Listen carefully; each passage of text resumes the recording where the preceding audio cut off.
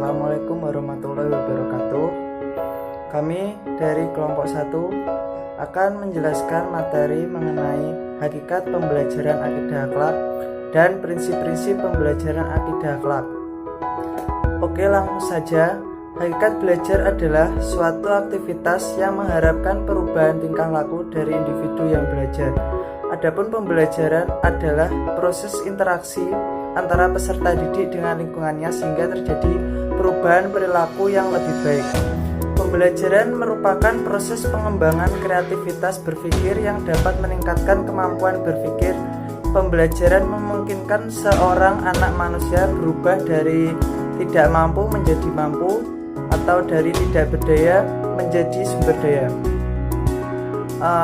Langsung pembelajaran akidah akhlak.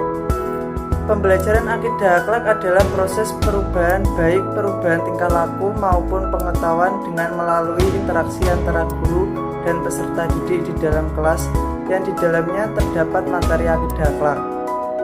Mata pelajaran akidah akhlak memiliki kontribusi dalam memberikan motivasi kepada peserta didik untuk mempelajari dan mempraktikkan akidahnya dalam bentuk pembiasaan untuk melakukan akhlak terpuji dan menghindari akhlak tercela dalam kehidupan sehari-hari. Selanjutnya akan dijelaskan oleh Mbak Ella. Selanjutnya saya akan membahas tentang pengertian akidah akhlak.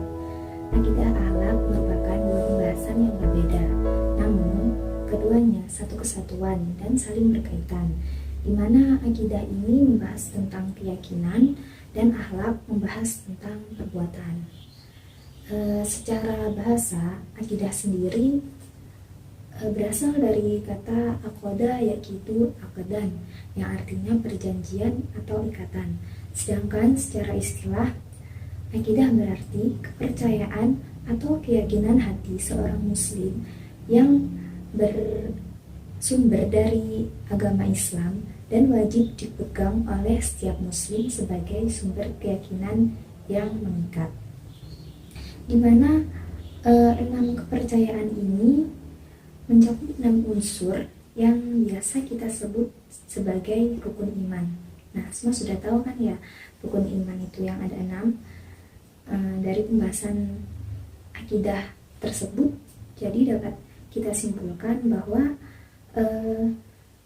akidah dalam agama Islam berarti percaya sepenuhnya kepada Allah Subhanahu wa Ta'ala. Selanjutnya pengertian akhlak.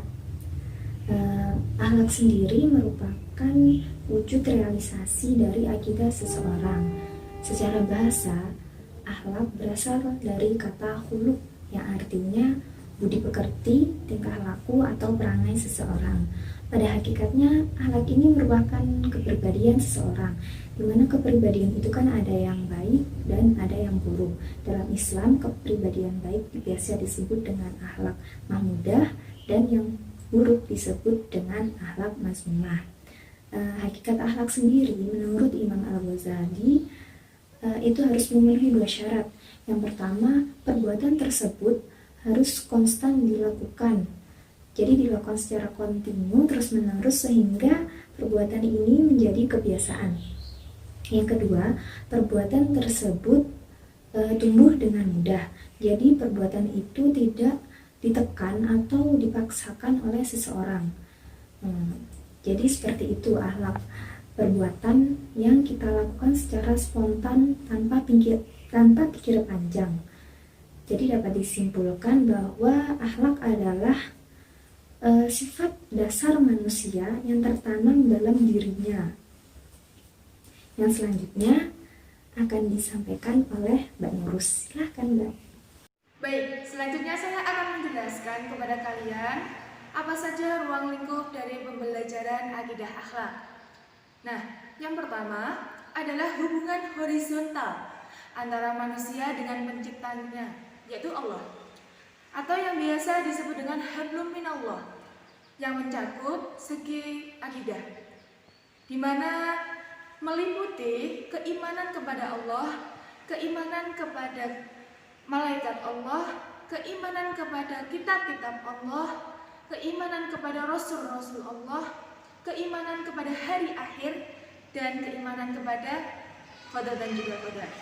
Nah, yang kedua adalah hubungan vertikal antara manusia dengan sesama manusia. Akhlak dalam pergaulan hidup sesama manusia, sehingga berkewajiban untuk berbuat baik atau memiliki akhlak yang baik, baik terhadap diri sendiri maupun terhadap orang lain, serta menjauhi akhlak tercela. Dan yang ketiga adalah hubungan manusia dengan lingkungannya atau biasa disebut dengan hablum minal alam, di mana di sini akhlak manusia harus baik terhadap lingkungannya, baik makna lingkungan secara luas maupun lingkungan atau makhluk hidup selain manusia seperti pada hewan maupun juga tumbuhan. Oke teman-teman, setelah dijelaskan pengertian pembelajaran akidah akhlak, pengertian akidah akhlak, dan ruang lingkup akidah akhlak, kita akan menjelaskan prinsip-prinsip pembelajaran akidah akhlak.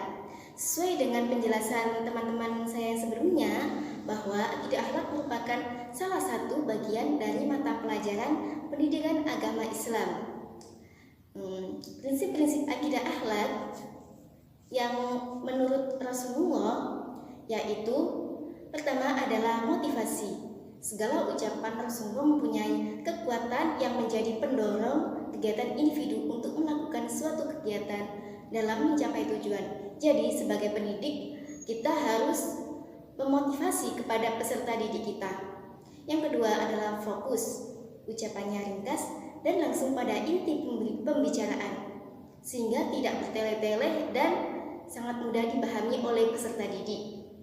Yang ketiga adalah pembicaraannya itu tidak terlalu cepat dan memberikan waktu yang cukup kepada anak untuk menguasainya. Yang keempat adalah senantiasa melakukan 3 kali pengulangan dalam kalimat-kalimatnya supaya dapat mudah diingat oleh peserta didik. Yang kelima adalah teladan.